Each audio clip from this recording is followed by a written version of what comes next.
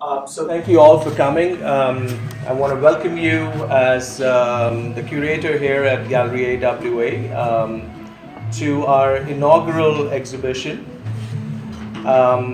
We had a wonderful opening about 2 weeks back, and we are here today to take the dialogue further. As some of you may have read online, this gallery is about socially relevant art from the underrepresented parts of the world, right? So we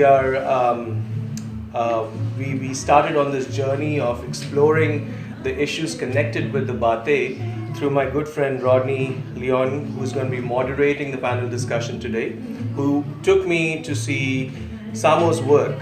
And one of his pieces was about the Batey, and there the conversation unfolded almost a year and a half back. And we started working on it in earnest about 6 months back to put this exhibition together with 10 really wonderful artists who have all been extremely supportive and have produced some wonderful pieces over the last 10, 15, 20 years, and also some pieces that were, excuse me, that were produced for this exhibition.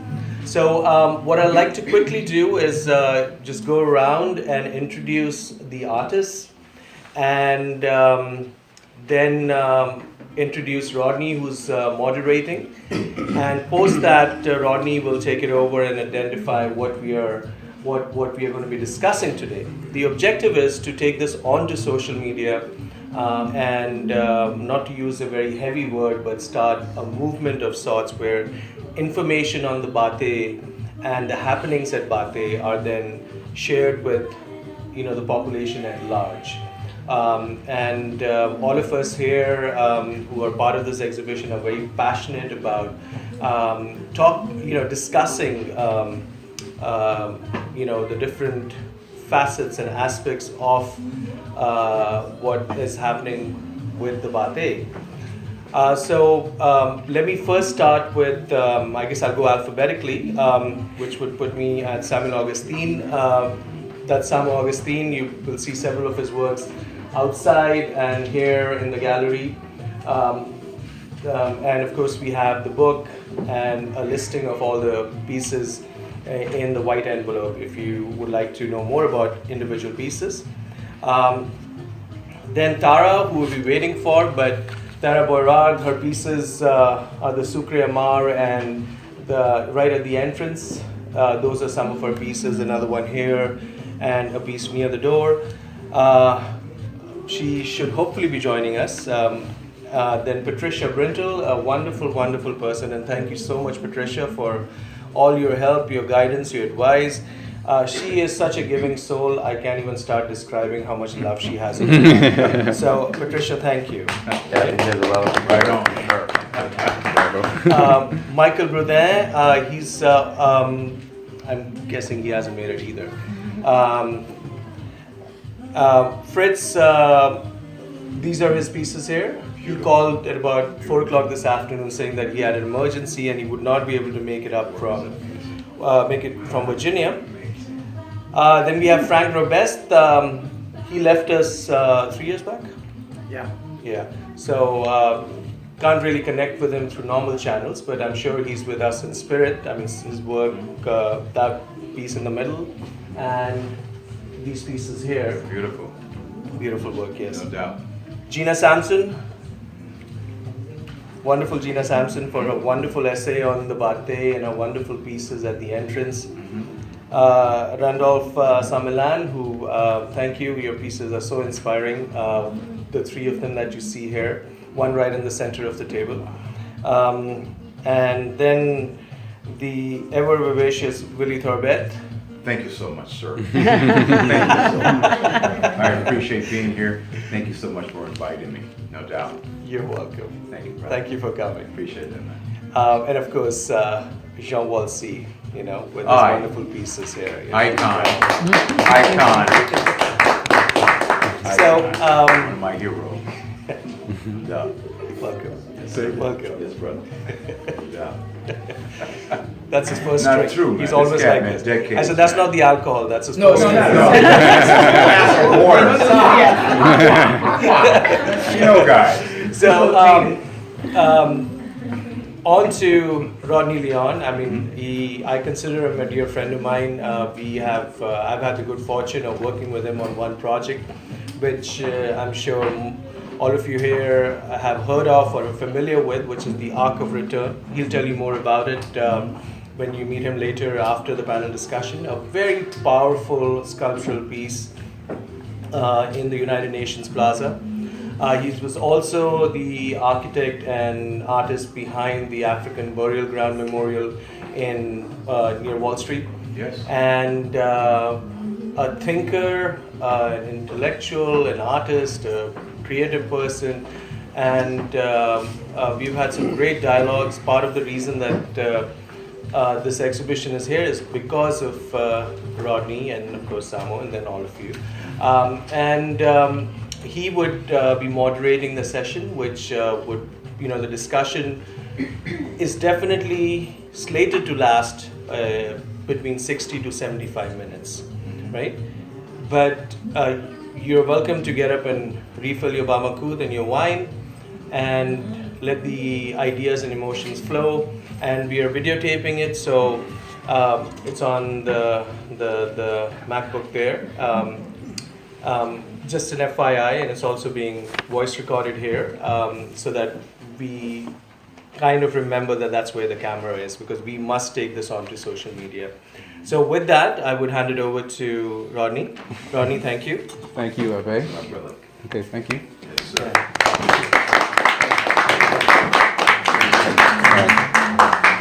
Well, I would like to say thank you very much, Abe, and for Sam, and everyone else who's involved with putting this amazing show together. It seems like it was not that long ago when I was meeting with Sam and Abe at Sam's studio and speaking about the need for the work that Sam's has collected and produced over many, many years to be exhibited and communicated to the world. And part of that, I think, is part of like a larger discourse and a narrative for us to, I think, engage in later on. And I think it has to do with, in my mind, culture and establishing the impact and the value of the ideas that drive culture, and how one starts to talk about how one values that culture and the potential impact that culture has to act as a catalyst for change, whether that be social change, political change, cultural resistance, and have a power to even economically transform what it is that we're able to do as individuals. A lot of times we see, in my mind, art and artists as being poor, or people that are somehow, they're not able to, in their creativity, they're not able to create wealth, so to speak. And in the context of like Haiti, and in the context of economics, often one of the things that we often hear that's repeated over and over again, Haiti, the poorest country in the Western Hemisphere. Whenever we're reading historically the articles in like the New York Times, or that's one of the first things that they have to tell you or tell people in their minds, to put in their minds that Haiti is somehow a very poor place. However, one of the things that always struck me as being a first-generation Haitian American was that I never thought of myself or saw myself as being poor in any kind of way. Nor do I see Haiti or Haitians as being lacking wealth, or lacking or being poor in any kind of way. So one of the things that I like to say when people say, or when I see Haiti, the poorest country in the Western Hemisphere, I see Haiti, the richest culture in the Western Hemisphere, I say to myself. And I think that it's very important to be able to communicate the wealth of culture and the importance of culture and the value of culture, not only to one another and talk about that between ourselves, because a lot of times we're kind of like in isolation, especially as artists, and we don't get a chance to kind of communicate like we're being given an opportunity to communicate tonight. But to communicate, understand how that really, the positive energy of communication can then begin to kind of transform who we are and where we are, and play a role in I think a more of a radical way, if you would, in terms of our impact on society. Sorry for interrupting. Tara's finally here. Sorry, hi everyone. All right, Sarah. Thank you.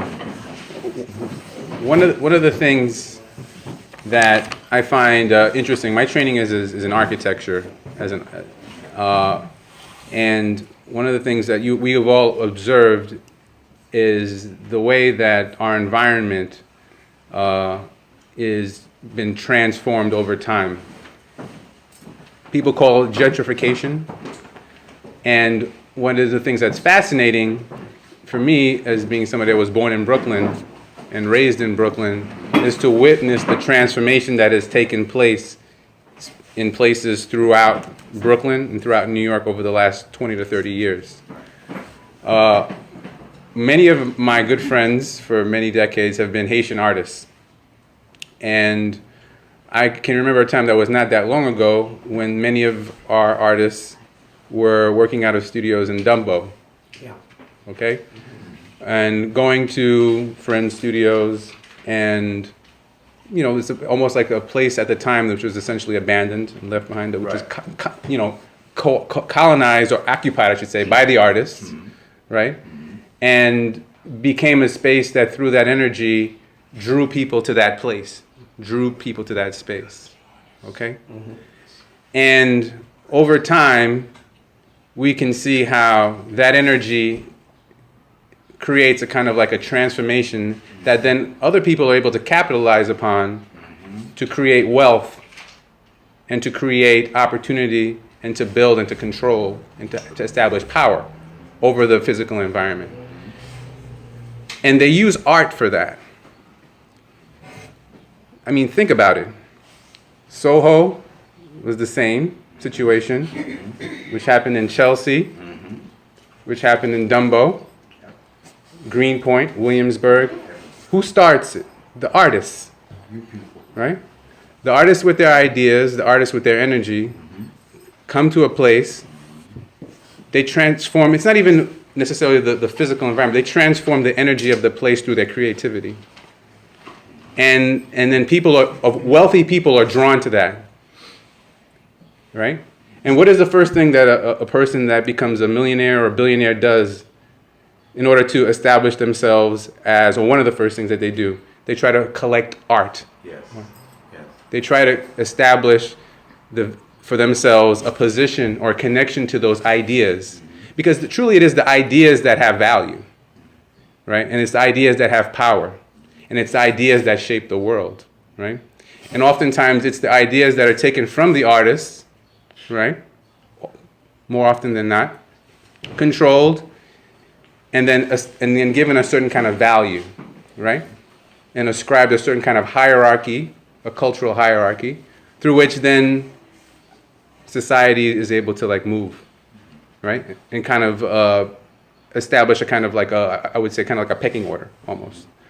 So from the standpoint of like Haiti, I'm very interested in engaging each one of the artists here specifically that were able to do this amazing work around a very critical topic, which is the Bateyes and what's been happening there for generations, but also which is right now at the forefront of the issue with the Dominican Republic and their denaturalization of generations of people that has been going on for like the last couple of years in a very real way. To me, I want to see, and I would like to hear from each one of us, how we see our role as designers, as artists, as creative people, and what inspires us to create the work that we do. But also, how do we take the work that we do and how do we use that as a catalyst for either economic transformation, political transformation, or social transformation? Because for me, that's really what's important. Not to have the work stay within, our studios or, our closets or somebody's basement, so that somebody else can come in at one point after you're gone, discover the work, right? Like Columbus discovered America, and then establish for themselves the criteria by which, this art has value and this is what this art has. I think it's very important for us to have power as artists. And I would like to hear from the artists, what their ideas are and how that becomes communicated to the world. The interpretation of the artist, the ideas that the artist has. Because I think that once we allow others to begin to tell the story of what it is that we have created or what our ideas are that we put out there, then we seed, right, power, we seed history, we seed potential, right, to educate and to communicate for future generations, Most, for myself, and I think for maybe, if I might be somewhat presumptuous, for many of us, what we do, we're not just doing it for ourselves, we're doing it for future generations. And that creative energy, that creative power, that's something which I think, for me, it makes us as humans closer to God, because it's through that creative spirit. If I'm speaking as a man, we don't have what a woman has the power to create life, right? So for me, I see like the work that I create, in some ways, you give birth, giving birth to an idea, creativity. It's the closest thing that we can do. So I think that we have to own that as creative people, and I'm looking forward to discussion in the context of like Haiti specifically, because going back to the idea of for me the richest culture in the Western Hemisphere. I'm not just saying that. The reason why I think that a large reason why I think that I'm able to do some of the work that I do is because I've been inspired by my culture and the art that's generated by the culture, our culture, right? And I think that it's up to us to be able to take this history, take this culture, and communicate it to the world, and communicate it in a way that counteracts the narrative of poverty, of this lack somehow that exists, which is really essentially a fallacy. It's a complete fallacy. So I'm very interested again in initiating this discussion. So what I'd like to do is like to maybe start off with the first question. How do each of you individually sees your work? Do you see it in the context of like this particular topic, the Batey, as being able to generate and act as a catalyst in any way for, let's say, a social transformation, where the human rights of generations of people are actually at stake right now?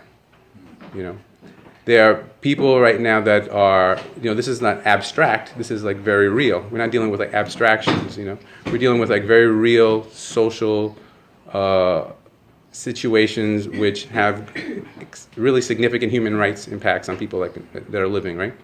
Right now, you're talking about significant amount of people that are without statehood, potentially, that are being dislocated.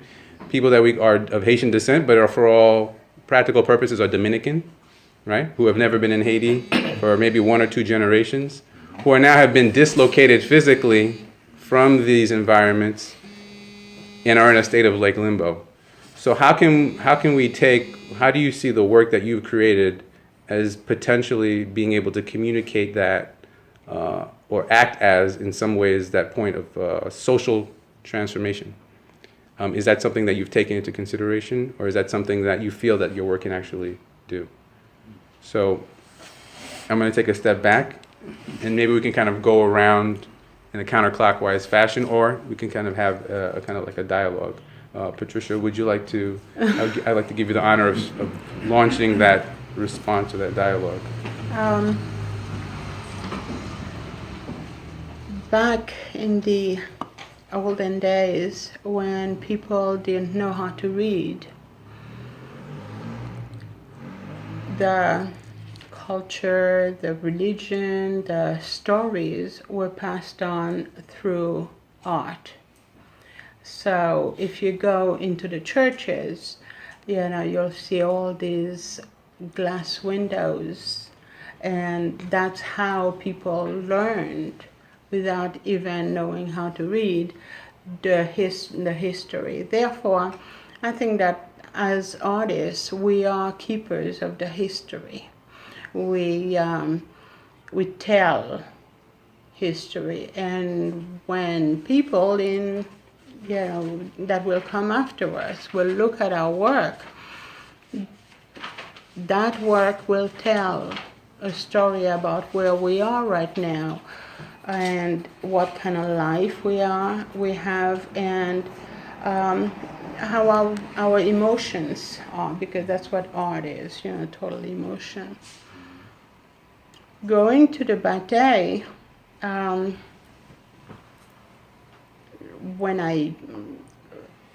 few years back, I saw the movie The Price of Sugar, and I think this was the first time that I realized the importance in our world, that we should know about this, but also how dreadful it was. Because sugarcane plantations for me are a happy place. It's not a sad place. I grew up, my grandfather had a plantation, my father had a plantation, so I grew up on the plantation. And those were happy times. The people who lived there didn't live on the plantation. They went home, their children were my friends. So my experience was a completely different one. So getting involved with this, I'm kind of drawn, and this is why my artwork here is kind of happy. These people are not unhappy that they have the sugarcane in their hand. In discussions with Samo and with Abai, here, I was sort of prodded, so to speak, to go inside of me and try to find something different.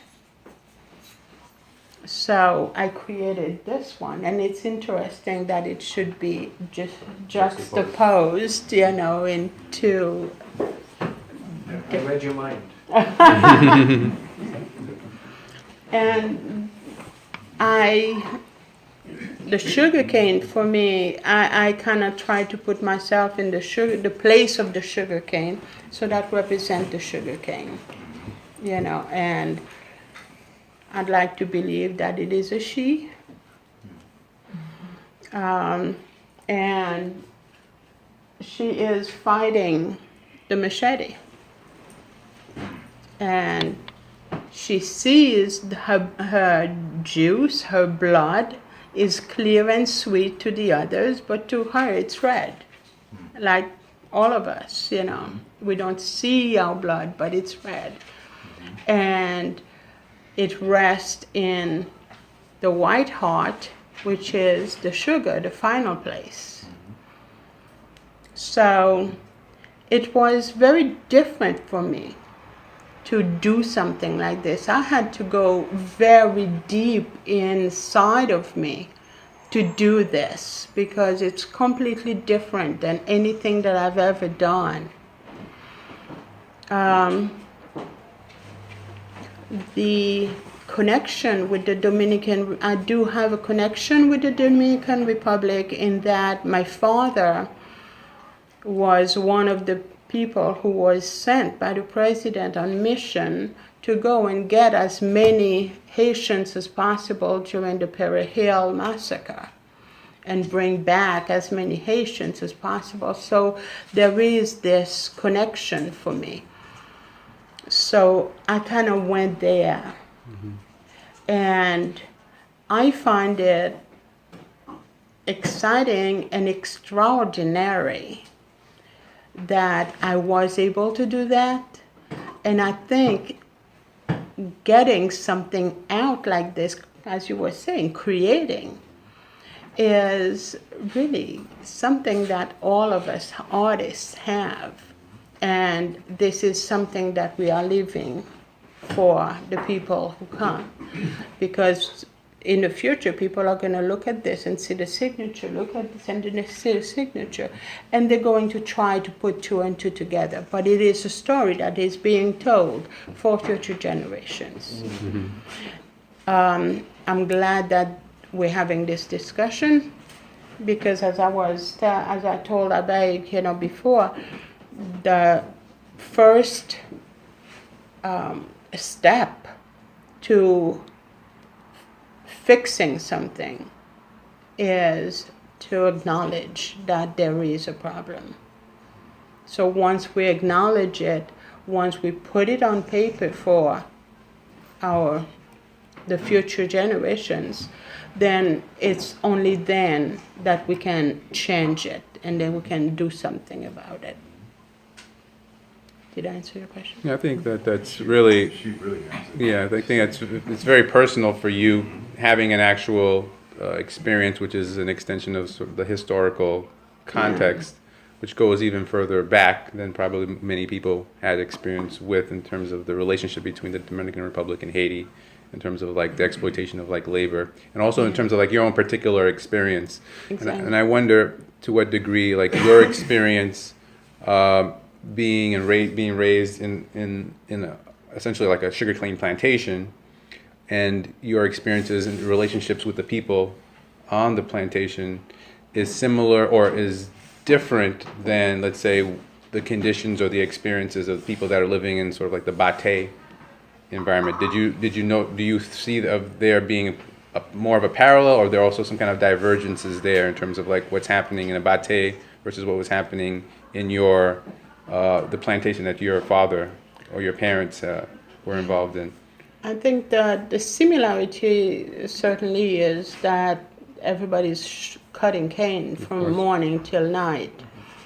One of the very harsh moments for me as a child on the plantation was when this young man, because in order to get the juice out of the sugarcane, it's like a mill, and you have the cows that run all around, and you have those two pieces that go like this, and kind of like this, to crush it. Right.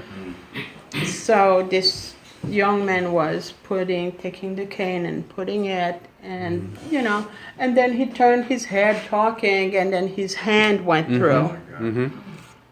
And there was no way of saving the hand, so they stopped the cow, and my dad had to take a machete and cut the. And Jeez. I went there to do this. Wow. I went there to do this.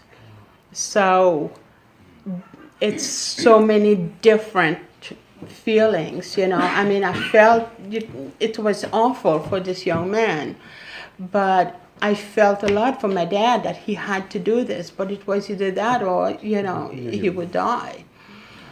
So, and I'm sure that the people on the Batey, are getting those dreadful experiences every day. I hear that, as soon as they hit 12 years old, they go over there. What is the future? I mean, every human being needs to have a future. Right. When you stop that future, there's something deeply wrong with that. And I feel that in the morning, when I wake up in the morning, I put that spoonful of sugar. I think about it. I think about it. That's very powerful. Since we've started this, I've reduced my consumption of sugar quite a bit. Quite a bit. Use honey. And I love sweet. I love sweet. But for some reason, seeing the white sugar, putting it in, it just doesn't stand with me. So we're gonna have to find something. Yeah, I think that if, to the degree that we could make more people, or even a fraction of the population, aware of what you just talked about, would definitely have a huge impact. Yeah, you know? well, I had an impact on me. Yeah. So I'm hoping that it does for future people. Gina, did you have any thoughts in regards to like your particular, the work that you have here today? Yes. I'll address first your view of wanting to hear about what is an artist's role in a situation such as the one where we feel that civil rights of a whole generation and group of people being, affected negatively by a system. I learned indirectly about Batey through reading about Sonia Pierre several years ago when she started being an activist, and it got picked up and it became a very high profile, and she did a lot to publicize the conditions, not knowing every detail. I knew that she was taking a personal risk. Mm-hmm. And through her taking that personal risk, she increased everyone's awareness up to the international level. And I don't know her personally or her methods, but I think that she made a mark. She had a huge impact as an individual to affect all of those who are living under those conditions, because of her, conversations were started at the UN level. And understanding the machinery is a lot of the goals.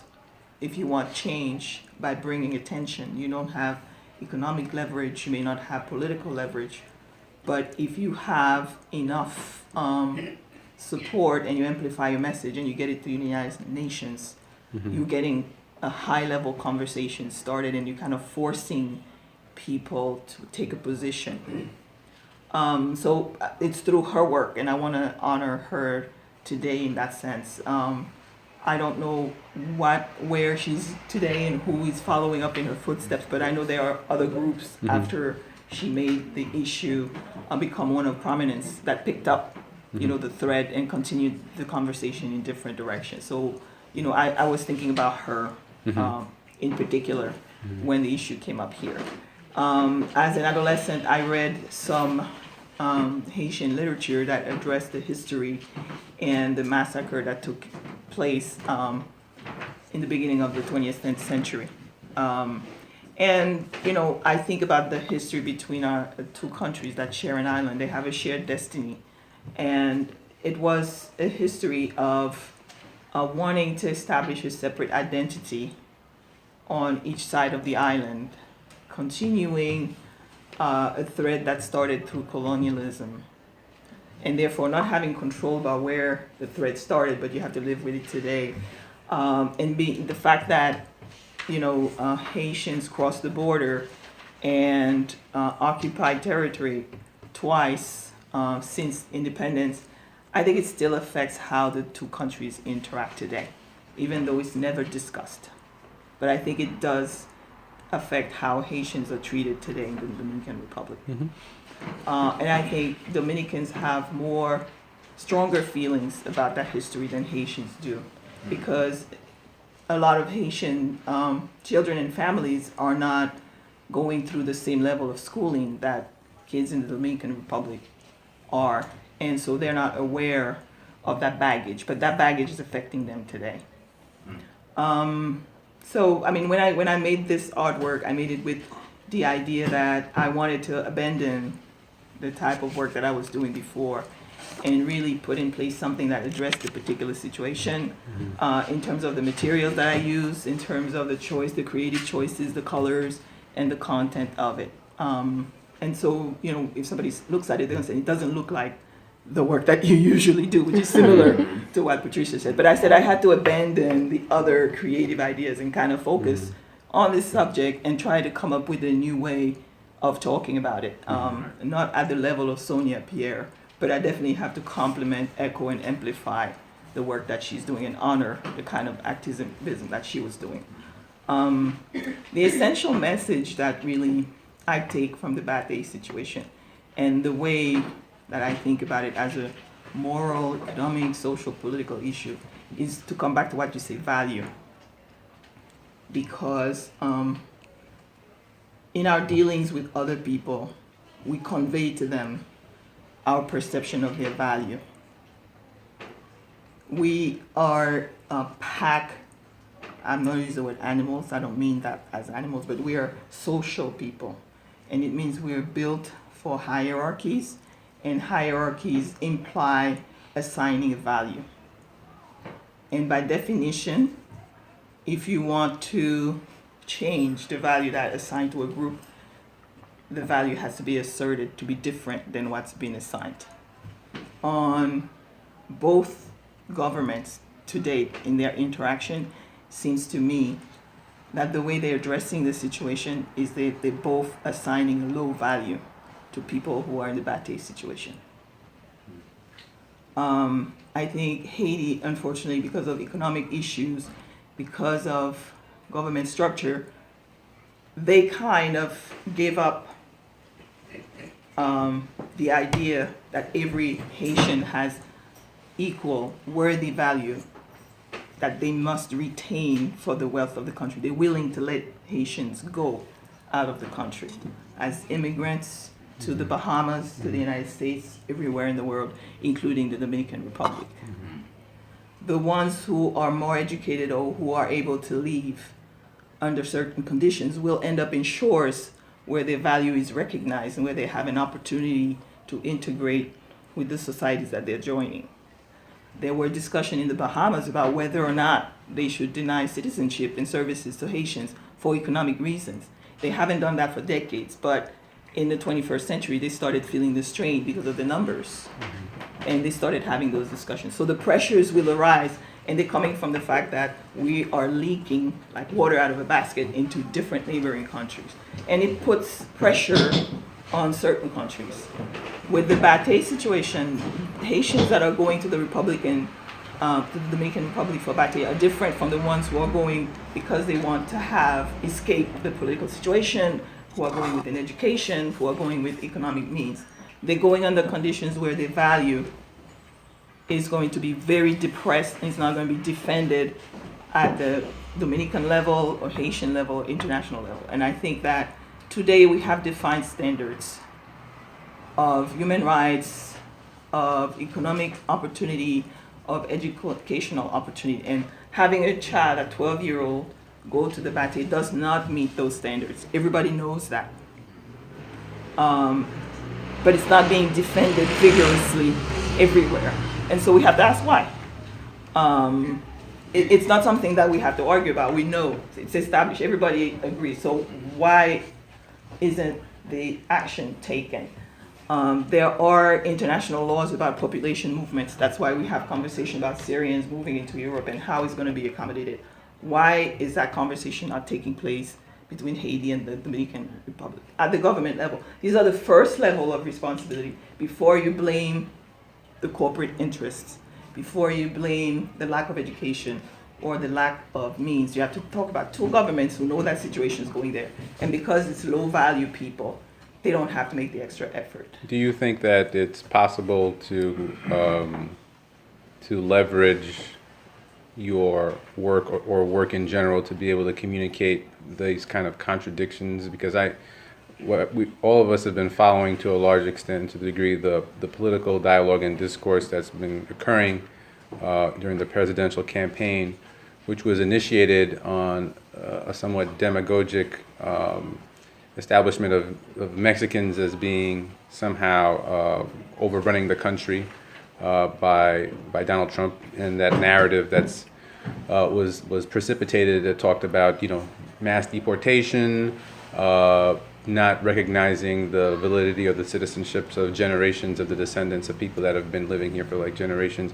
And one of the things that I found that was very interesting was the reaction by, let's say, a lot of folks, rightly so, who are primarily Latin American descent, and also people of goodwill in regards to how this idea somehow is so far right and so far extreme in the presentation of it as an idea, where I was very well aware of, and most of us are aware of, it's more than just an idea when it's coming to the Dominican Republic. It's a reality that's actually people have been living for like the last couple of years in reality.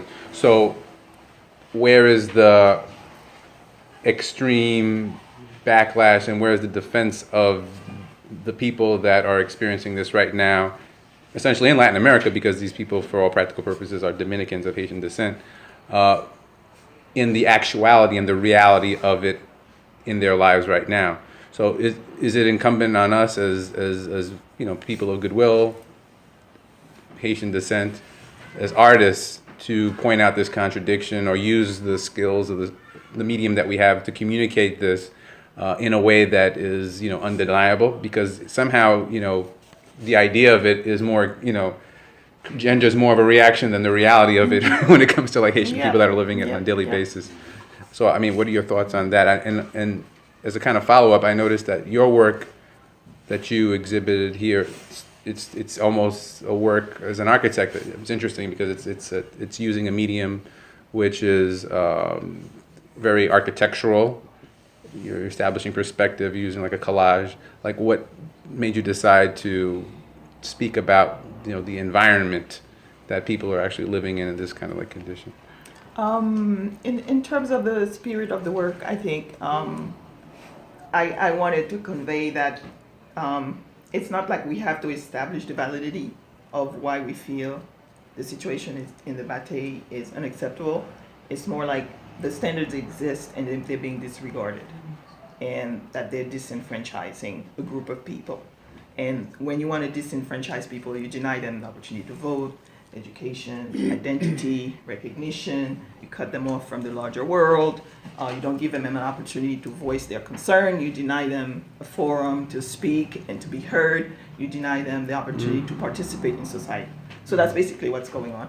In terms of the work that I use the means of cardboard because it's a very flimsy living. Materially, it's flimsy. Even though, as you said, culture will go with you everywhere and it's rich, but we can't deny people the means of surviving and of sustaining themselves with material things that they need, like food and shelter, clean water, and so on. So the first level is going to be that they're not going to be compensated, and they're not going to be living in conditions that are, in fact, an improvement that they were hoping for probably when they hopped on that bus to go to the Batey. The second thing that's addressed in there is I have a man on one side, a woman on one side, and a structure in the middle, and it's the rejection by the institution. And I include an institution, not just, again, the system, the economic system, the governmental system, but really almost the international community that's not putting a lot of pressure openly, maybe going behind closed doors that we don't know about. So that central structure is representing the institution that they are subject to, that's not really responsive to their need, and it's part of the apparatus of denying them access. And I just put like an explicit element in there that says no papers, because that's really the primary vehicle by which they will be denied participation at the social, economic, and political level. Wow. So, Randolph, thank you very much. Your work is very powerful and formal through the medium of sculpture, which is from, I guess, the medium of sculpture in my experience with like Haitian art tends to be somewhat figurative, but yours tends to be a combination of the figurative and the abstract. How do you see what it is that you do, and is it inspired by, let's say, kind of like this kind of contemporary historic or political dialogue, or is it something that is sort of like more from an abstract sense point of view, because your work tends to be, I think, a little bit more abstract? Is it more kind of like a cultural and a spiritual impetus, and how does that maybe play into this discussion that we're having right now? The work is abstract. Occasionally, I suggest human forms. I feel that there are things that are universal, whether it's the Batey in Saint-Domingue or in Haiti, or Palestine and Israel, or Syrians, or the difficulty that I have, there is a need for me to express myself like we all have, but somehow I choke if I don't do it, regardless of circumstances. And in the past, I did it maybe inappropriately as far as context, with people around. You know, if you're in a church, you can't do this. You're in a temple, you can't do this. A restaurant. For me, if something comes up, I'm going to address it, as opposed to making believe that I don't understand what was said or I agree with it. You follow? I feel that I need to be able to say it. Otherwise, I'm forfeiting possession of a life that I don't know where it comes from. I don't go to church or temple, so as far as those interpretations, for me, they're not necessary. I wouldn't dismiss it for somebody else. I don't meditate, I don't pray. My work essentially does that. I feel the need to meditate because the work is not happening as often as it needs to. What it takes the place of me verbalizing. I don't think I might be able to verbalize properly right now because I'm a little calmer, although there's a little anxiety. I don't speak in public very well. But there's a tendency to get feedback that antagonizes me, even though my intentions are good, to maybe bring out something that needs to be addressed, that we are reluctant to address, primarily because of vested interests, usually, whether it's economically, you know, financially, or status. The interest is there. You've done something by virtue of privilege, usually, and if you acknowledge certain realities, you're almost putting yourself at risk. So those dynamics, for me, exist throughout. They've always existed. I think one of the reasons why we're more aware of it is a combination of the fact that I think we are living in a period where they've intensified, essentially because I'm a little vague, because that's what happens with abstraction. I don't have a specific reference, and I'd rather not have that reference as opposed to having one that limits me. You see, so I don't feel the need for that, but I understand that others might. It's not a matter of being. I don't elevate because I have enough difficulty with it, so I wouldn't suggest that other people do it. You know, you have your cross or your star. By all means, go to your temple, but follow what the essence of that thing is teaching you.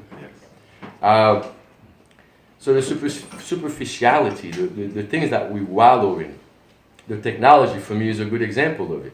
We are forfeiting that which creates life in order to look at life in a screen. You know, we digitize things and we sort of taken by it as though I would leave that phone and the car and walk and couch it very comfortably. You know what I mean? It sounds like I'm being vulgar. I'm not being vulgar. No, you're not. If somebody gets the impression that I'm being vulgar in relation to that which I'm addressing, that's a lack of understanding on your part, or maybe I am being a little forceful. But for a long time, I was even more forceful. I didn't initiate conversations forcefully. But sometimes in public, you talk to people, and their reaction is almost like an attack on you. Right. And my impression is that, you know, this kind of reflection should come to you by virtue of being a human being. It's not anything. The fact that I'm taking a chance, I know I'm going to look like I'm an idiot or inept or whatever it is, but it's irrelevant to me. The need to express what I'm expressing is more important than looking like I'm, you know what I mean? Absolutely. So I had a lot of problem having conversation in public. I only started functioning as an artist the last 8 years. All the time before that, I was essentially making a living. But it was still something that just, I have allergies to all that stuff. I'll say something that may sound far-fetched. I have allergy to French, the language itself. Only recently have I started to appreciate it. I dismissed it, and I still do to a certain extent. It was a point where you address me in French, the first thing you need to do is apologize for speaking French. You know, but it sounds like it's. I think that's a pretty powerful statement from that. I think there is something standpoint. that happens as a result of having. Where do you go to learn French? You go to Catholic school. You go to, even if it's not Catholic school, but the system that teaches you, that passes that stuff to you, whether it's science, math, and all that other stuff, and those things, you know, whether you're learning them in Chinese or whatever else, it's still essentially the same thing. But that system also has the function of molding you so that you appreciate that which actually oppress you and put you in the position where we are now, as opposed to that which is yours. Thank you. So that you can actually look Yes, at a fellow absolutely. Haitian and tell him you're an African, and you Right. cuss at him. Right. And he's going to be upset Right. that you call him an African. Right. You know, and I couldn't understand that. That always Right. puzzled me. Yes, sir. So who do you talk to? When I come to the States, it's the same thing. You bring out certain things. I used to tell people 30, 40 years ago, Haiti has oil. Haiti has, you would take saying how culturally rich Haiti is, and it is. I also feel the same thing. You eat Haitian food that's well cooked. It's not the same thing as Cuban, Dominican. I don't think I'm biased. I have actually, I make a lot of effort to not be biased. I'm going to be, maybe at that point it's not called bias anymore. I'm going to be subjective because I'm processing it through me. 60 years of what I've become is what these things that are coming through are being processed through. You follow? So it's Randolph. I don't have a choice about that. But I don't have to be, to not allow myself to be objective. Right. You know, and I address it with everything. I think part of, I'm always trying to edit myself because I don't want to. No, it's fine. There's things that are dear to people. They've grown up that way, and it's important to them, and it's traditional. Their mother, their grandmother, you know, the whole thing. Your whole ancestry actually believed in something, and here I come. I don't have diploma in any field. I don't have any discipline that I followed. You know, I mean, I rejected too many things, and eventually being almost where every time you go out and you open your mouth, you have to fight somebody. I'd rather stay in my basement, and I did. I did for a long time, and eventually I came to the realization that I'm gonna need a little museum, probably not a museum, but a shed or a warehouse to put all that stuff because I'm not doing with it what it's meant to do. Well, it's your medium of communication and your medium of It is, expression. yes. But I think that one of the things that we were talking about when we initiated sort of the discussion is, I mean, you said that to me, like, or actually, was Abe was talking about the whole discussion about if a tree falls in a forest and nobody hears it, does it make a sound? So tell us about this. Is your piece? Yes. Okay. So this is an elegant, incredible, it's a very powerful piece. And it's here at the center of the table, and it's obvious that you say you don't have much to say. We're talking about verbal communication, but I mean, we're talking about the communication through. I don't have much. Through I can't say it without being emotional. Well, let's say I this. feel strongly Let's, about it. well, let's say this is the language. Why not? What I'm saying inarticulately is that this is perhaps the language through which, and I think maybe as artists, Safer for me and probably more likely to be received. right. So tell us what when you with this piece, what do you think, or maybe don't know exactly what you're saying. Maybe it's a question of feeling, but what do you think you were feeling, or what you were saying when you were creating this particular piece, and why did you choose this piece for this particular exhibition? Globalization, profit extractor, and I think whether it's a capitalist system, regardless of the system, I mean, China is a good example. China is almost the richest country in the world right now, right?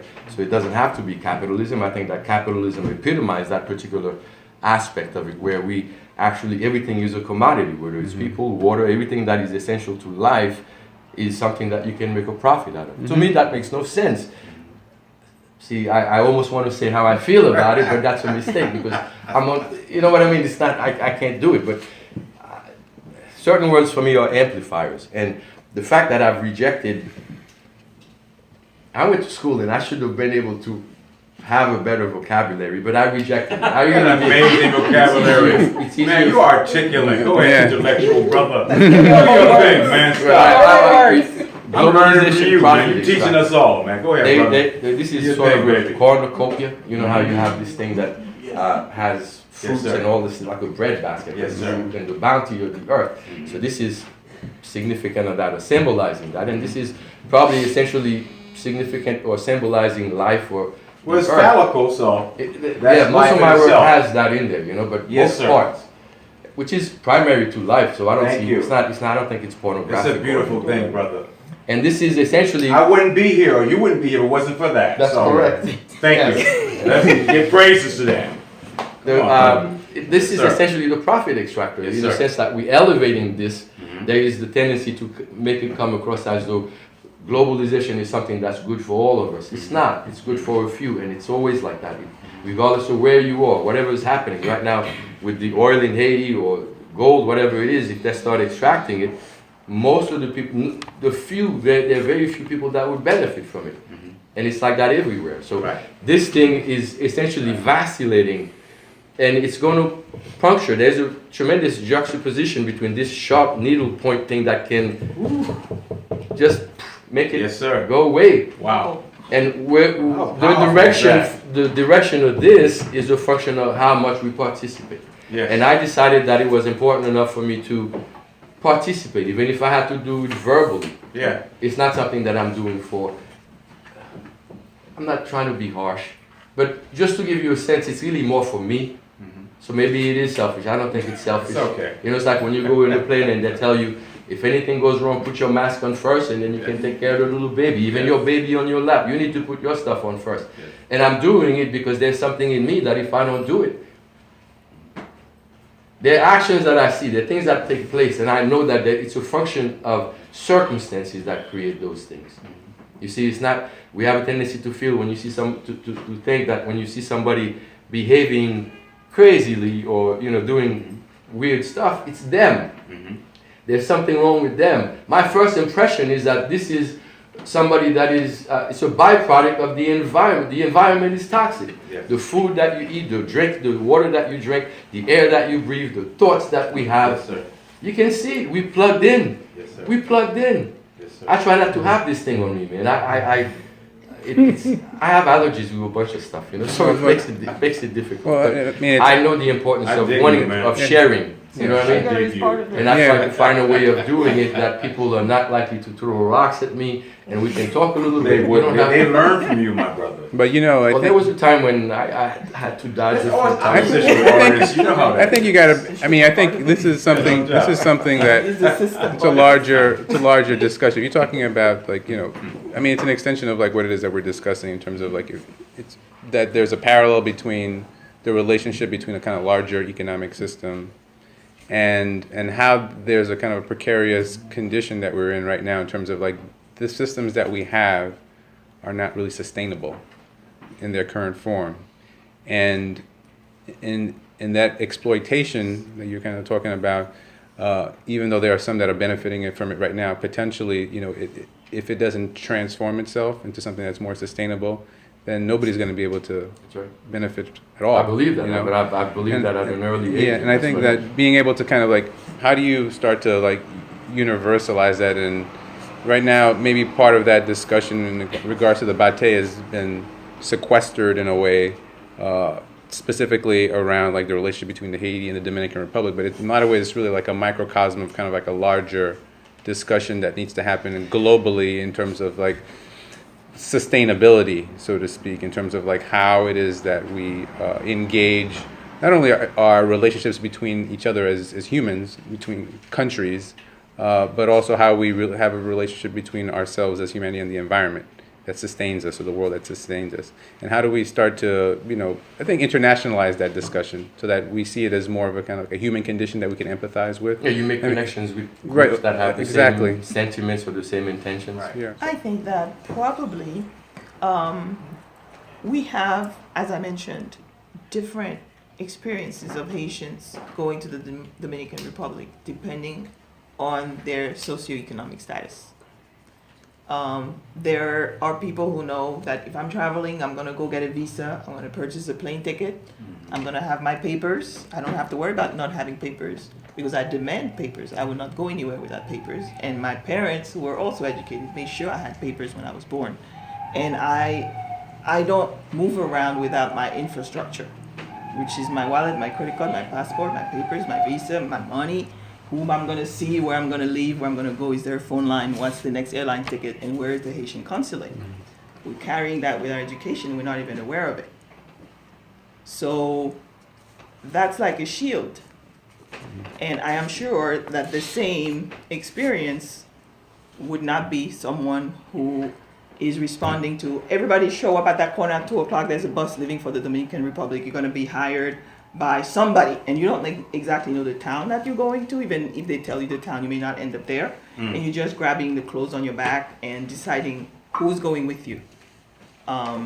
it's two different things. And so when they're in the Dominican Republic, they're going to be in two different worlds. Thank you. And I think also to your point, unfortunately, Haitians are not a united front, you know, and there's many years of class divide and socioeconomic divide, and I think there's a big segment of the Haitian population that doesn't look at what's happening at the Batey because they don't want to be associated with it. That's them. It's a different class of people. Right. They're not Right. my Right. brothers. They're not my sisters. Right. you My know. brothers and sisters. Right. baby. It's trying to separate yourself to kind of put yourself at a higher echelon.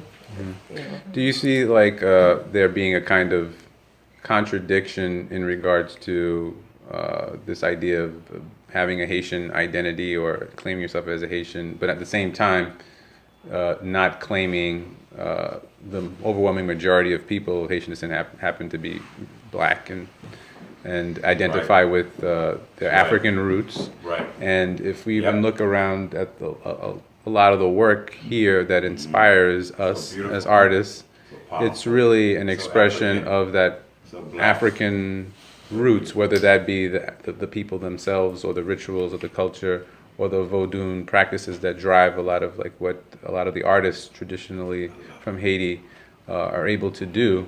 I mean, what about that? I mean, I don't want to skip over Sam, but I mean, can we both have that conversation? I mean, one of the things that even started this whole process of where we are today is my exposure to Sam and his work in his studio and his selfless ability to be able to not only teach art to kids in public school and produce art himself as an artist, Amazing artist. but also An amazing individual. also a collector Deserved. of art and a promoter of other Haitian artists. Yep. You know, and I think that, you know, this ability to be able to be a catalyst, essentially, if there ever is one, like I think Sam is a catalyst, because what it is that he's doing as an artist is not only for himself, but I think, you know, it's about how does one really kind of like leverage that energy, that power, and transform people's lives in a very powerful way. And puts it out there, you know, in terms of like who he is culturally, you know, and where he comes from culturally. So I mean, you know, Sam, I mean, you have so much work here Sam's the man, today. You know, where does that come from? I mean, and why is it that you do what it is that you do? But first, I have to thank you for bringing Ade to my studio. And I never consider myself as an artist, but as a reporter. Because when I came here in 1990, I came with all the baggage that I learned in Haiti. And I could not take part from the Batey movement. And then I remember in 1986, when I finished my second baccalaureate, I was going to university, but I was thinking, everybody was talking about Batey. Not Batey, but Zafra. Zafra that was a good movement against Batey. So we were surprised to learn that Hubert Deronceret, he was a great leader, Haitian leader. He was an activist. He was behind the movement. And I think that this guy copied exactly the Middle Passage, the same strategy to move Haitian people to Santo Domingo. He was a very well-educated guy, and we believe in him. But the way this guy moved, mass deportation, and we were so disappointed. And because of that, when I came here and I said, I have to reproduce, to make it visual for others to know what happened. Right. And I started the movement of the Batey. I have more than 50 pieces. And I stuck them in my basement. So when you came, nobody never experienced to see them. So when you came and Abe came and Abe said, what's going on here? I said, Batey. Abe said, that's what I'm looking for. And I look at Batey, Abe, I said, we have other work in here. Why don't you just pick them? He said, no, I went back to it. And I said, okay, this guy opened something that I experienced. Yes, sir. And I said, okay, Abe, I'm willing to let people see what's going on. As you can see behind him, I predicted the movement today. You know, a meeting for us to talk about the what's going on. It's Batey is real. It is real. And I use a paper cut for people to touch it, to feel the pain. And today is a great day because finally people have a chance to see what happened in Haiti. And Batey really destroyed the agriculture in Haiti. Really destroyed because people stopped moving to the Dominican Republic. And today, the result of it is what we have today. No food, no nothing, no infrastructure for us to hold on to Haiti. And also, we have hope because people move to Batey for a reason, for a better life. I never consider myself as growing up without the basic need as a poor child because I always wanted to become, you know, someone meaningful to society. Damn right. So, Batey again is real. But I also, the second piece predicted that it's going down. It's the end of it. Because right now people start talking about Batey more than before. Yes, sir. Yes, sir. If we are here today, you know, this is a proof. In 2005, predicted it. Well, one of the things that that is really the topic about the denaturalization, that precipitating the denaturalization of the Haitian descendants in the Dominican Republic is really the transformation of the sugarcane industry itself. From what my limited knowledge is, that, you know, a lot of what's happening now is that, you know, automation and other things that are happening with the industry is shifting. So now that the human labor is no longer necessary as needed, they are essentially trying to find a way to shift that population back to their origins in Haiti and not absorb them after generations of contributions to Right. fueling the economy and building of the Dominican Republic. Right. So, you know, essentially Right. the foundation of a lot of the economic prosperity, or I would say the majority of the economic prosperity, is fueled by Haitian labor in the Dominican Republic, and that's the foundation of it. But now that globalization and other things are transforming the manufacturing process and other things, they're now expendable, you know, even more so than before. Wow. So, how do we bring light to the fact that, you know, this is happening as artists in a very real way? At what point do you see yourself, you know, getting beyond this room, you know? And what would you communicate to us as a group? How do we take the work that you've done, which is very powerful, and how do we then begin to communicate that to the world and begin to initiate more of a kind of like a discussion, more of a dialogue to like what's happening right now? You know, as an artist, you know. Or is that, or finally- maybe you don't even see that as your role. Maybe it's like the role of, you know, I'm being presumptuous in some way. Finally, I accept the fact that I'm an artist because of And what does that mean? my creativity. Right. And I try to create things that I experience. So when you create something, it takes somebody else like Abe and you to come up and say, Samo, how can I use your artwork, you know, to translate something? I'm trying my best to let people know what's going on, but I cannot force it. People have to come and discover the pieces. And then through my pieces, like I do every day, I show my kids, my students, how I express myself to a thing that's happening in our society.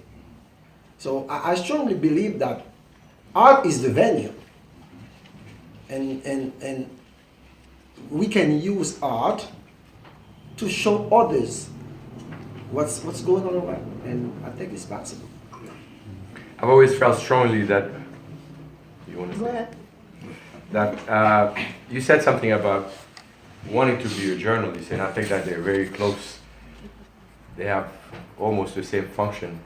You know, the journalist reports on things that are happening. The artist can go a little further and make be a little bit more subjective. But the idea is to put stuff out there that is being well hidden, and that the thing that is not hidden, that is obvious physically anyhow, is narrated in such a way as to make it seem as though the people that are in those conditions are there as a result of their own ineptitude, as their own savagery, as their own lack of, you know what I mean? Then you will not consider human beings. You know, we are the best sugarcane cutters in the world, Haitian, because sugarcane is a part of our culture. So they need us. Right. What They sure we do. want a better condition. And I found out something. We have to blame our government as well. Because I think that's where we need to go, right? Not the government, because the government is working in conjunction with an elite. But we have problem with Reste Avec that we can't talk about. You say Reste Avec, and you know that's if you look at it, that's a progression to the Batey. The Batey, it's you go from Reste Avec, which is a milder form of that which happens at the Batey, but it comes from us also. So if we have to start anywhere, I think it's really a matter of us addressing it. Yes. But we're addressing things that are universal. Those dynamics are taking place really globally, and then they never were not that way. So I think an artist's primary. For the non-Haitians, could you elaborate on the Reste Avec? Reste avec. It's What did I say? I'm aware of this. Reste avec. Oh, Just Reste so Avec, that or, the rest I know what when- it is, but for the others, Yes, who are not when parents have kids outside of the capital and they can afford to feed them, they send them to people in the city that can actually take care of them. And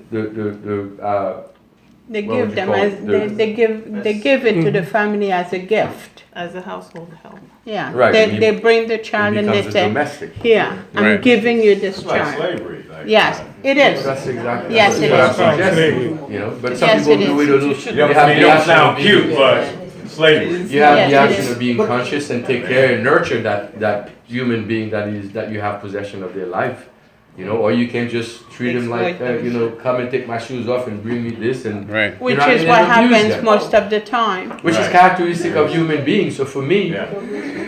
I always end up in that direction. We'd have to address certain things that need to be addressed, and one of them is characterization that we make as far as who created this. And if you can come up with a specific thing as far as it, not only is it specific enough, but we have a gender for it. You know, and to me it sounds so far-fetched. If we can be that specific about it, then you'd also have to assign it characteristics such as ineptitude, maybe sadistic type tendencies, or just not having enough foresight to understand what men and women, but more men, because patriarchal interpretation allow for us to dominate. That's the idea. That for me, that's the biggest reason for having patriarchal interpretation, to confirm that man is superior and the woman is subservient. Well, I mean, it's interesting you bring in that whole aspect of like exploitation and the patriarchal notion. I think they're related. I think that It's a function of where it's coming from. yeah, because one of the things that, in terms of the artists, that we have a few women that they're exhibiting here. I think that Tara is kind of unique also in terms of like it seems when I look at your work, I see an acknowledgement of the female figure and body in the context of this system. Almost submissive, like maybe. Or I mean, maybe- I see them in a kind of almost like fetal position, or a position of being vulnerable. So I wonder to what extent, like that influences your work and how your work is actually being communicated? Sure. Well, I paint women for two reasons. I think they're often forgotten, very similar to what you were saying, and kind of taking a backdoor position to what's happening. And the second piece is I don't have any male models, so if there are any volunteers, then I'm happy to take them. But more to the first point, I think in some instances, yes, it's kind of showing them taking a more quieter post. In other instances, it's just being a little bit more introspective and thoughtful. One of the pieces that I did is called the Négresse Mao, and it's a nod to the Neg Mao, which during the Haitian Revolution is one of the icons of a man with a conch shell that's kind of bringing the masses together to actually, ironically, fight slavery. And 200 years later, it's an interpretation of a woman, but in a different type of pose. We're not kind of shouting, but being more thoughtful in terms of how we express it. So. Which is, I'm not going to take long.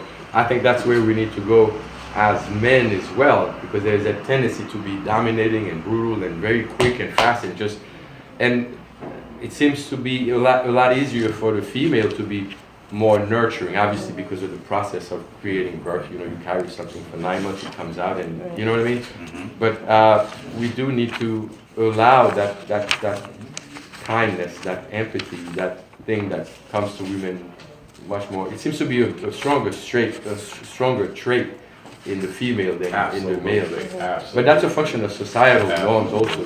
We just juggle it in such a way as to keep things in favor of those that make those decisions. If I can, I'm sorry, I'm taking a little time away. No, please. Yeah. But last time during the opening, we had an interesting conversation. I just want to relate two quick little conversations we had. Willie and myself look at each other's work and said, we're thinking about the same thing. What, how come we did something that's so Very close similar. to different? Right. So that was interesting.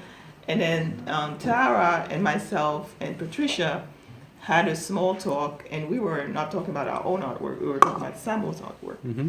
And the women in Samo's artwork. And what we said is, when you put something in place, as a result of a system that's something maybe oppressive, and you're crushing people, preventing them from reaching potential that they should have as human beings. Yes, ma'am.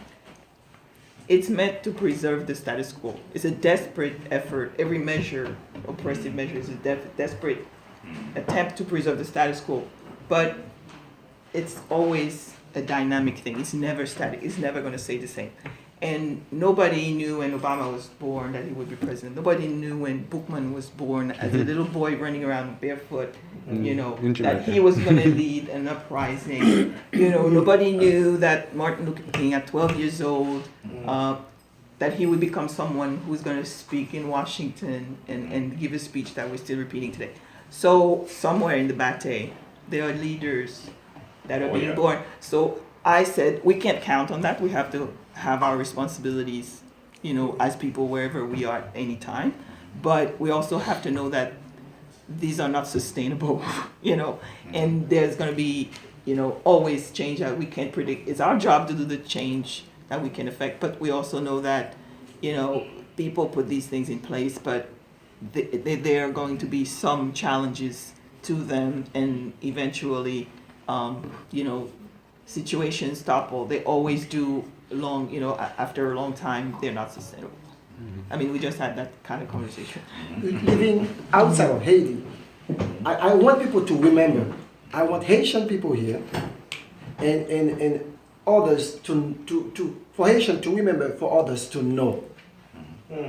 You understand what I mean? They need to know what's going on, because we are living here. It's easy for us to forget about everything. Right. So as an artist, people need to know. And we as Haitian, we need to remember, for history not to repeat again. So that's one of my struggle. It's like I'm more welcome when it's about somebody else to share the Batey than the Haitian. The fact that we already know it is like we accept it. No, we don't have to. We can We're not going to fight against to remove the Batey. No, this is people went to Batey legally. They want to do it, but we want the condition to, reverse drastically. But there are also a lot of them that are kidnapped or coerced into. Well, the way they did it is like a form of kidnapping. Form of slavery, like you were saying. Yeah, Exactly. and the people that organize it is well planned. They're very designed for people to leave Haiti and go to Santo Domingo, and then you happen not to. I always compare it like you come to the U.S. without a green card, and you find a little place in a basement to live, and you have a little job. So if you're getting paid $160 a week, and you're able to pay your little room and send some money to Haiti, you will spend the rest of your life in here instead of going back to Haiti, because here is better. Even though there's no future here, but you are able to help your family and friends back home. So Batey is the same thing. When people go to Batey, they always hope for a better, but they end up by spending 100 years, 200 years, from generation to generation. And one of my pieces said, I don't want my son to be, or my daughter to be in the Batey. So the conversation is, what can we do to go back home? But to go back home, we have to have a better condition, because at least they remain in Batey, even though it's not that good, but they still. Well, also the reality is that when you have second and third generation people that are born and raised in a country that is no longer the country that their parents or their grandparents came from, they are essentially, by international human rights standards, citizens of that country. So they are essentially Dominicans, because they don't speak Creole. They don't necessarily, have never necessarily been to Haiti for most of them, and they don't have any kind of even connections anymore with like relatives that they can call, Haitian relations, and they don't even have necessarily an identity that the Haitian government can really establish as a kind of a Haitian citizen, so to speak. So it would take a lot for that person to then to be all of a sudden considered to be like Haitian again, overnight, so to speak. Not to say that there's not a connection or relationship, but I think one of the things that we find ourselves in this political discourse and dialogue is taking on the mantle of, this is a Haitian Dominican situation, when really, from a legal and a fundamental standpoint, it's part of a larger dialogue between Haiti and the Dominican Republic, but from a fundamental legal standpoint, this is a Dominican issue, because they're expatriating their Dominican citizens, and they're denationalizing their Dominican citizens because of their race and their Haitian ancestry. And the fact that they're no longer Haiti, like we were saying. Right, No. right, exactly. You have one of the pieces that was used as the poster. It's sucre, but sucre is sweet. It's not amer, but you call it Bitter. sucre amer. Why? I think you're alluding to it. It's just like you're talking about the sugar that you don't want to take in the morning anymore. It's something that we all enjoy, but it's the dark side to what's happening. Okay. And if I could just add that we've started the Sugar and Suffering series. This is the first talk in the Sugar and Suffering series. Next week, we have another talk on sugar and suffering in North Brooklyn, because this was the biggest sugarcane distillery in the United States. Wow. But that was inspired by the title of Tara's piece. Wow. That's great. So I Thank just you. wanted to say that. That's an honor. Right on, So baby. if I may kind of talk of like sugar and sweet, if I could just kind of transition to Jean-Dominique. Yes. We'll see. There is really an essence of beauty and grace and elegance and composition in your work. And I'm often, and I think many people are often torn by the idea of art and how art can depict suffering and issues that are really tragic, but do so often in a way that is often almost like elegant in beauty. Do you find there, I don't want to answer the question for you, but do you find there being a kind of like a struggle in your work being so beautiful, and at the same time depicting kind of environments or conditions that are in reality, horrific, So the way I'm thinking that life in itself is beautiful, but that's who we people who make it so hard for the people, for our brother and sister, all over. That's why you see in my work, they always start like that piece. Now you see, this is my last piece, just for the Batey, and the shape that you see in the middle, a little bit abstract. That piece up there is the shape of the Dominican Republic. This how of it. But I always leave a light of hope in my work, because these kids were born in the Dominican Republic. So now they didn't have them the citizenship, but they all connected together in that situation. That means, like we stated, there is hope. These kids, they're going to carry on the struggle. Yeah. They're not going to stay just like that. Yeah. So now what I want to do, I want to go back, to the whole situation about the body, all it happened and things like that. Because after in the 1930, after the massacre of the killing of more than 25,000 Haitians, the Haitian government didn't do nothing. When Raphael Trujillo called the Haitian government to find out what to do with those people, they didn't leave a finger to do anything. That's when they started on that the slaughter of all those Haitians. Now, after from 10 to 11 years again, you're going to send your same brother and sister with no rule and regulation not the Dominican Republic to work. The whole thing, they were making money off those Haitians. Every single head of Haitian going to the Santo Domingo, they were making money off that. Yeah. And they didn't care to put anything in place, like, as a backup, because those people, they know what might happen. That's because they took the family there. Mm-hmm. Kids going to be born. And based on the constitution of the Dominican Republic, anyone that is, no matter if you're family or a foreigner, but if you're born on Dominican territory, you become a Dominican citizen. Until you reach 18 years old, then when you reach 18, you can decide which nationality you're going to choose. But now what here happened, since you just said that, the Batey, just things simmer down, because there's no need for that much sugar anymore in the world. So those people, they have to survive, they have to live.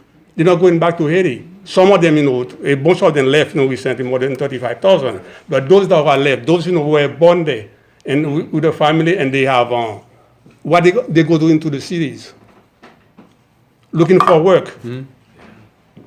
Before, in the Batey, they didn't have that, because they have police that were guarded on the Batey. They couldn't leave on the Batey, don't go anywhere. But after when everything simmered down, there was no need for that much sugar. There was no policeman. Now everybody has to look for work, and now that's a new situation that we have. But there are also people without papers. Yes, some of them have papers. They went back on their own. But those that have papers and stuff, they have a hard life. Yeah, a really hard life right there. So we're responsible for that. I believe that firstly, the Haitian government is very responsible for that situation, because they didn't put nothing in place for those people. Look at the other way. We have a bunch of Dominicans living in Haiti. They leave the Santo Domingo and go and live in Haiti. They have a good time. They got the business going on. They got everything going on. And we are a people that openly welcome everyone. No matter as you're foreigner, we welcome you. It's not a matter of if you're black or white or so, you're always welcome. Yeah. But now on the other way, those Asians live in Santo Domingo, they don't like them. Even their own black brother and sister don't like it. and we can go back to history. Recently, I heard someone was saying, in the 1820, that we took over that Santo Domingo. We occupied the whole country, the whole island, occupied by the East. But now it states that what the Haitians are doing now, they're taking over in another way. They're not going to fight us, but they're taking piece by piece, by coming in and taking over land. Xenophobia. So now there's a question of what can we artists do about that? Well, I know there are a lot of organizations over there that's helping these people, because they don't have some primary help like health, food, everything was scarce over there. So they start, these kids, they start going, teaching them, having a small school here and there, but that's not, it's just, I'll call that a band-aid. A band-aid, to all of these, though. That's not what they're looking for. These kids, they have to go. They have to be able to go to university and stuff. So who is going to do that? Right. Well, I think that the work and the ideas and the opinions that we've been sharing and communicating and debating are the ideas and the information, and through the work and through our discussion that needs to be communicated on a larger in a larger scale and a larger venue in order for that to begin to create that change and that transformation that we talk about in terms of like art being an agent and a catalyst for transformation politically, socially, and economically potentially.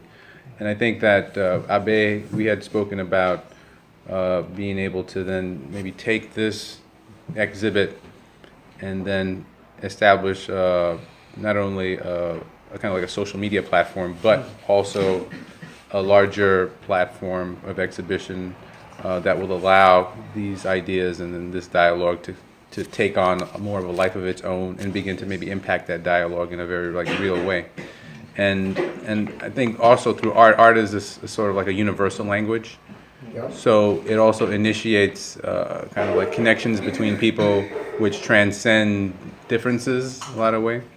And I think that that's one of the powerful aspects of like the work and the art itself. I think that it'll start to engage people on a very kind of like visceral and kind of human level.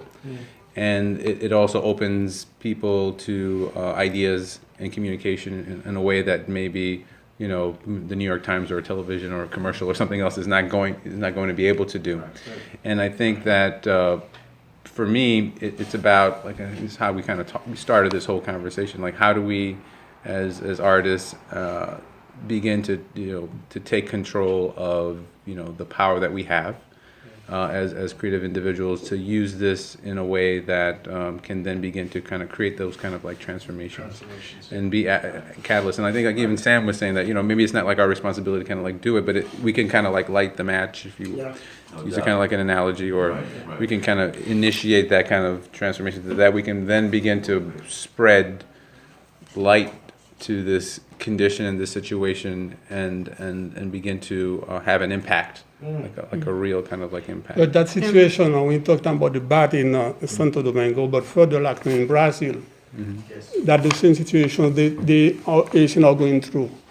They don't like them. Yeah.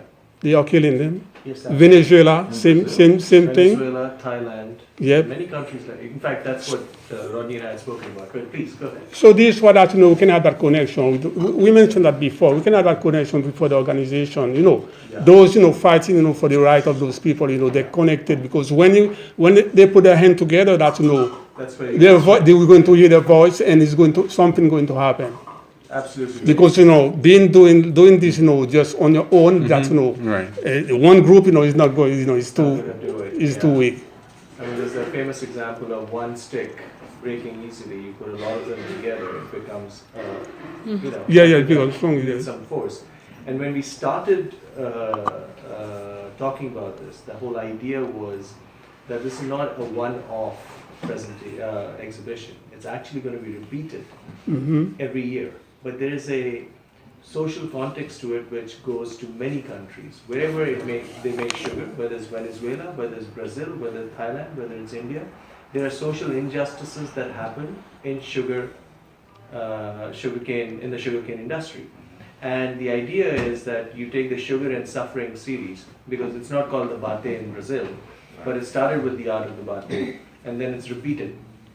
And then the exhibition moves geographically, so that you may have some Haitian artists mixed with some Brazilian artists, with some Thai artists, and and then you have an exhibition on sugar and suffering, So Yeah, that's cross-pollination.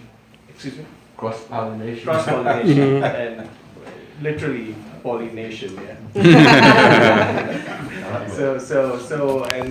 The plans have been in place, but I just want to, if I may, just quickly give you guys an update that the feedback on the exhibition has been tremendous. Awesome.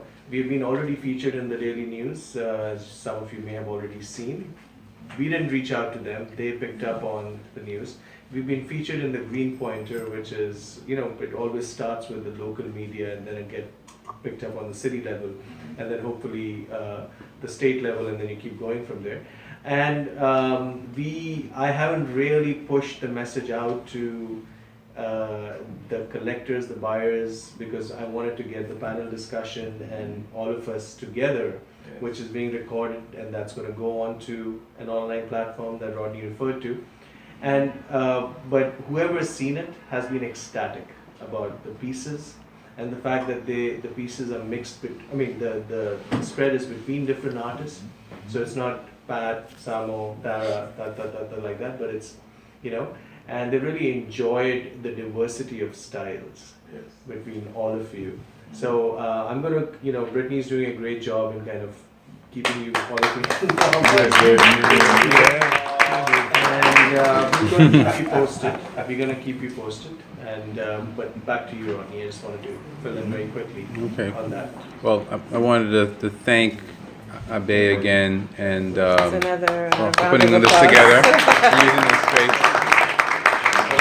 And to thank all the artists that have contributed to the show and to the discussion tonight. I was very honored to be, requested to be a part of this event, and I'm looking forward to our next progression of this to the next level, so that we can, we can actually have the impact I think that we're looking for in terms of allowing the world to see such amazing work, and also to engage in a dialogue about the substance behind the work itself, and then start something I think pretty special, which I think you've already initiated. So, thank you again to all of you, and thank you for inviting me to be here. Thank Thanks you. a lot, Rodney. Thank Do you you. want to open it up for questions for about 5 minutes? Yeah, sure. Yeah, that'd be great. Nobody's in a hurry. I mean, Just want another drink. right? Yeah. Is there any questions in the audience? And then I'll give you guys a quick update on the schedule for the upcoming weeks. Any questions, anyone? In the nosebleed section? Okay. No? So, Oh, you do? This is for all you individual artists. You guys are I don't know, I would say probably living God's walk on the earth. Just to kind of, that's pretty hard. because, I see a painting or a piece and I'm like, wow, where do you begin to even start, that masterpiece? So me and my wife, we flew down from Florida just 2 hours ago just to be here. Wow, thank you so much for being I'm here. a natural born Haitian. Came here since I was 7, so I should be Americanized by now. But because of all of this, I'm Haitian, Yeah. So I feel that I have to be here tonight to be part of this and just to kind of meet you guys and be part of this struggle. And I go to Dominican Republic probably once a year to recharge. I have a brother who lived down there, so it's like the struggle is really hard down there. Oh, yeah, bro. Just what motivates you guys to even do this? As an artist. I like what you said before, we are like God. There's a poet. No, I like that because he's not the first one who said that. There's a poet on the French poet who said that, we are as men, as people, we came from heaven, we came from God, and to remember heaven, something like that. It's like, that relation. Since we are a son of God, we are a son of God. So that means we carry the same power, the same thing that that He has. The creative force. That creative force, making us that make everything happen. Abe, can we take like a picture with like the group? Of all the gods? We all got this, G. We all. Okay, and thank you so much, brother, for what you're saying. Personally, when I came here, I was so sad.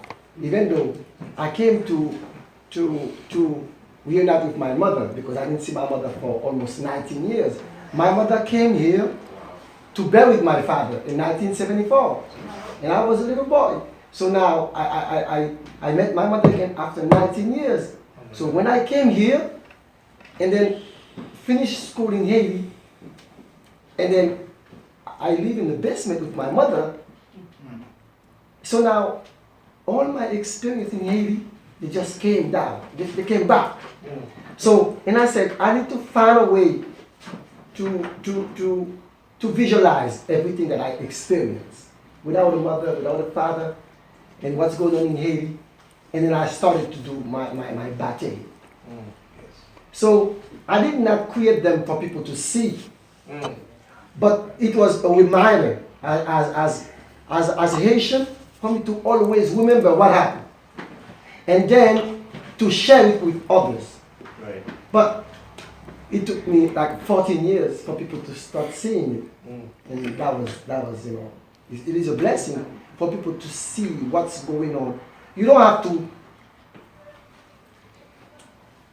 live it, but right now you can see what happened through my artwork.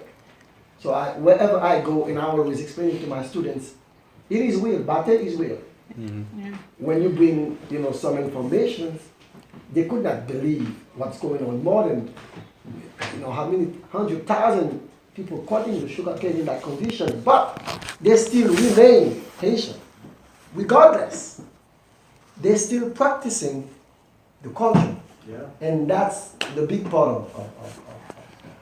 But we create because it's in us. Even if nobody ever set eyes on the paintings, we would still create. And as artists who, like we were saying at the beginning, who tell a story for others to learn, because that's the way it used to be when people couldn't read and write. In order for those stained glass windows to be in a church, somebody had to commission them for the artist to come and do that. So it's a combination. It's not just the artist doing something. It's like a bird taking flight. So the artist is the bird. The bird will flap their wings. We're painting, but we need the wind to take flight, and that's where Abe and people like this come in. Otherwise, all this will be in your basement, will be, in my studio. But for the world to see it, we need somebody else to carry that to the world. We're not able to do it ourselves. We can produce the work, but to bring it out to the world, somebody else has to help us with that. Does that? Yeah, that's good. Thank you. No problem. So, a